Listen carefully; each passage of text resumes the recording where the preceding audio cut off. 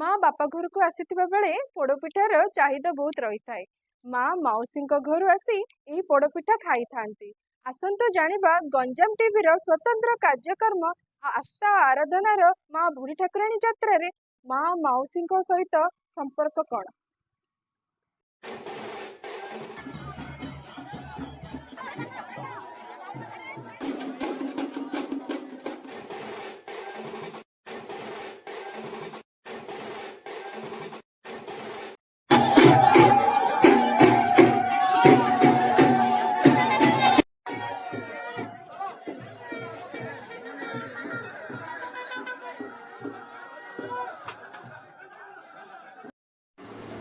ମା ବୁଢ଼ୀ ଠାକୁରାଣୀଙ୍କ ଯାତ୍ରା ସମୟରେ ମାଉସୀ ମାଙ୍କ ଘରର ବିଶେଷତ୍ୱ ଅଧିକା ରହିଥାଏ।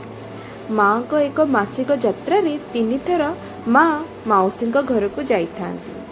ବିଭିନ୍ନ ରକମର ପିଠାପଣା ସହିତ ପୋଡ଼ପିଠାରେ ଏଠାରେ ଭୋଗ ଲାଗି କରାଯିବାର ପରମ୍ପରା କାହିଁ କେଉଁ କାଳରୁ ରହି ଆସିଅଛି। ତେବେ ପୌରାଣିକ କଥାବସ୍ତୁ ଅନୁସାରେ ରାଜା ରାଜୁଡ଼ା ଶାସନ ସମୟରେ ବ୍ରିଟିଶମାନେ ବିଭିନ୍ନ ମନ୍ଦିର ଓ ଧର୍ମାନୁଷ୍ଠାନକୁ ବିରୋଧ କରିବା ସହିତ ଏହାକୁ ଭାଙ୍ଗି ଦେଉଥିଲେ। ଏହି ସମୟରେ ମହୁରୀ ରାଜାଙ୍କ ତତ୍ତ୍ୱାବଧାନରେ ଚଳି ଆସୁଥିବା ମା ବୁଢ଼ୀ ଠାକୁରାଣୀଙ୍କ ଯାତ୍ରା ମଧ୍ୟ ବ୍ରିଟିଶମାନଙ୍କ ଅକ୍ରୋଶରୁ ବାଦ୍ ପଡ଼ିନଥିଲା। ମା ସାଆନ୍ତାଣୀଙ୍କ ଘଟକୁ କିଛି ସମୟ ପାଇଁ ମହୁରୀ ରାଜା ଜଉରାସାହି ପ୍ରୀତ ଶ୍ରୀନିବାସ ରାଓଙ୍କ ପୂର୍ବଜଙ୍କ ଘରେ ଲୁଚାଇ ରଖିଥିବା କୁହାଯାଇଅଛି।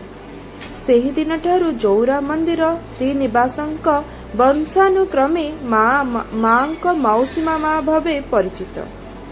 ଏହି ପରମ୍ପରାକୁ ଆଜି ମଧ୍ୟ ଯାତ୍ରା ସମୟରେ ପାଳନ କରାଯାଇଅଛି।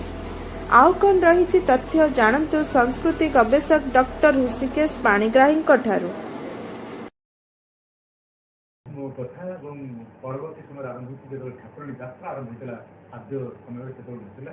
କିଛି ବର୍ଷ ତଳେ କିଛି ଘଟଣା ଘଟିଥିଲା ଯାହାଫଳରେ ଜଉରା ସାହିର ସେନାପତି ଘରକୁ ମାଙ୍କୁ ଜବ କରିଥିଲା। ମା ସେଠି ରହିଥିଲେ ଏବଂ ସେମାନେ ଉପଚାର କରିକି ପୂଜା କରିକି ମାଙ୍କୁ ଯାହା ଯାହା ମାଙ୍କର କରିବା କଥା ସବୁ କରିଦେଇଥିଲେ। ଫଳରେ ମାଙ୍କର ଆଶୀର୍ବାଦ ରହିଲା ଯେ ମୋର ଭଉଣୀ ମୁଖି ଆସିଲି ଏବଂ ସେହି ପରମ୍ପରାଟାକୁ ପାଥେୟ କରିକି ଦେଶୀ ବେରା ଏବଂ ତାଙ୍କର କମିଟି ସେମାନେ ଗ୍ରହଣ କଲେ ଏବଂ ସେ ଗ୍ରହଣ କରିକି ସେମାନେ ପ୍ରାୟ ଅନେକ ବ୍ରିଟିଶ ସମୟର କାହାଣୀ ହୋଇଥାଇପାରେ। ସେହି ସମୟରୁ ପ୍ରାୟ 200-250 ବର୍ଷ ହେଲା ସେ ପରମ୍ପରାକୁ ପାଳନ କରି ଆସୁଛନ୍ତି, ଯେଉଁଠି ବିଭିନ୍ନ ପ୍ରକାର ପିଠା ନିଶଙ୍କୁଡ଼ି ଭୋଗ ମଣ୍ଡା ପିଠା କାକରା ପିଠା ସହିତ ମାଙ୍କ ପ୍ରିୟ ହେଉଛି କ୍ଷୀରି ଏବଂ ପୋଡ଼ ପିଠା ମଧ୍ୟ ସେଠି ଦିଅନ୍ତି। ଯେଉଁ ପରମ୍ପରା ଆପଣ ଦେଖିଛନ୍ତି ମହାପ୍ରଭୁ ଜଗନ୍ନାଥଙ୍କର ସେଇ ପରମ୍ପରାରେ ଆପଣ ମାଉସୀ ମାଙ୍କର ଯେଉଁ ପୂଜା ହୁଏ ଜଗନ୍ନାଥରେ ଆପଣ ସେଇ ପରମ୍ପରା ଏଠି ମଧ୍ୟ ଦେଖିବେ।